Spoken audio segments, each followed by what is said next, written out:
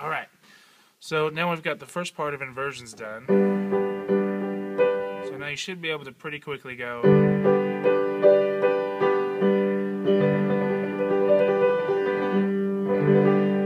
Ideally, you want to get pretty quick about it, alright? So now, the second thing to do is to figure out where your melody is. Alright, so in this case, we're doing Let It Be by the Beatles. So the melody goes here.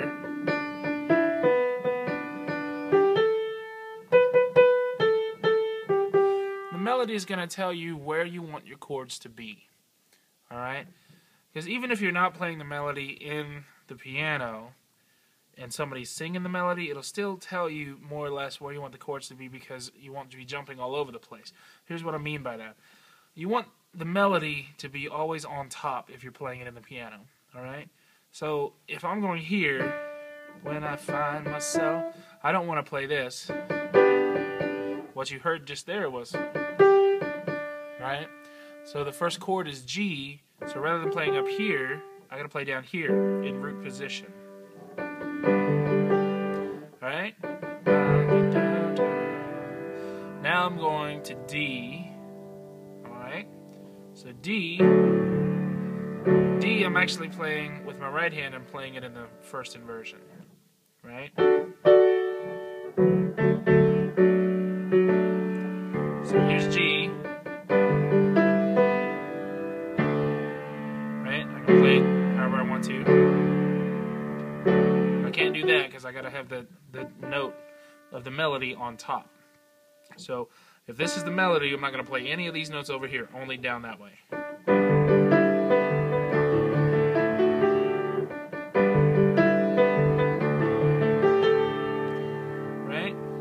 I'm going to E minor. So there's my 1, 2, 3, E minor. And now I'm on C. And in this case I have a note A that is not in the chord of C. So I'm still gonna play C here, but I'm not gonna play that G, and that's just a stylistic thing. I mean, I could if I want to. Or it just depends on your style, right? So far on the right hand is what it looks like.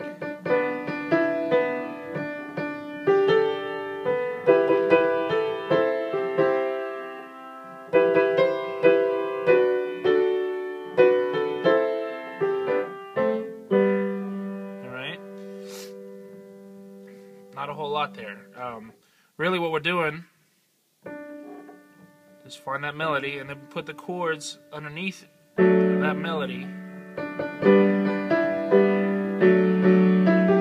Well, hit the right notes of the melody, but you get the picture.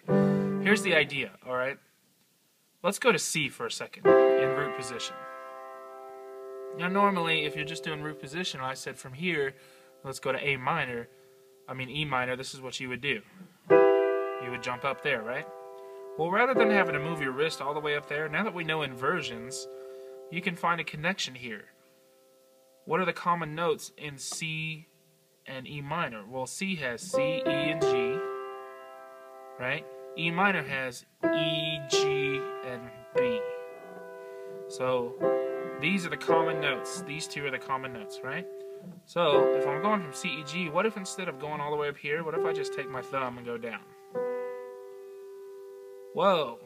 Now I'm on E minor, from C to E minor. Pretty cool. In the left hand I have to change, so from here I'm going C. I'm going to play E minor. You got to play the E minor in the bass versus the C.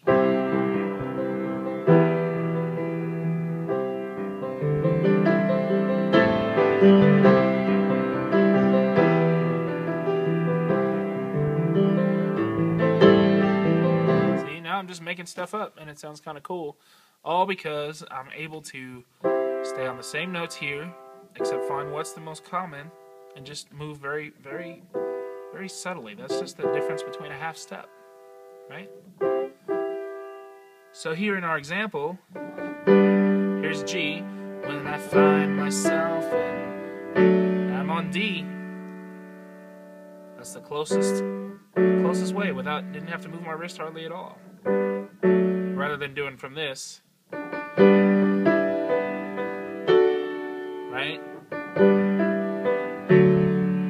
Right? I don't have to do all that. I can just stay right here. Right? And then so from there, G, D, E minor again, C, G, D, C, right?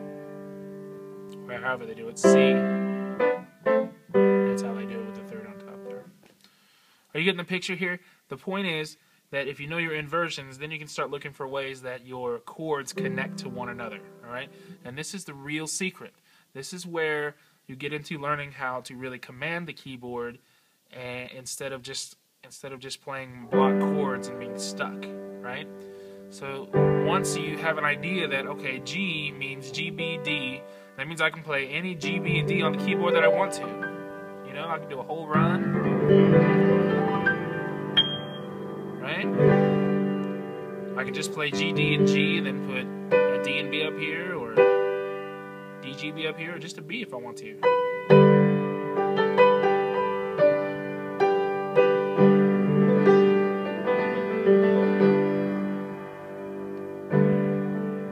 I can add one that's not really in a G chord, make it a G2, playing that A in there.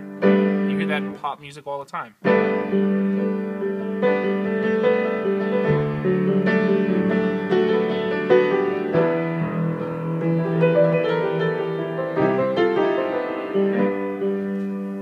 Okay, so that's the second part of the video series. Get used to doing that. Figure out where is your common notes. Where are your common notes between two different chords?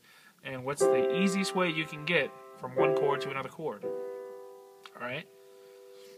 G and D only have one note in common, that's D. Right? So, change your other two and keep that one. Well, pretty cool. This is the kind of stuff you only really learn and internalize by sitting at the keyboard and doing it. You know, I could tell you all day long, and you wouldn't really get it until you just sit there and your brain starts assimilating this knowledge, and one day you just look at it and you go, whoa, that is really cool. So that's part 2 of this video series. I hope you're finding it very helpful.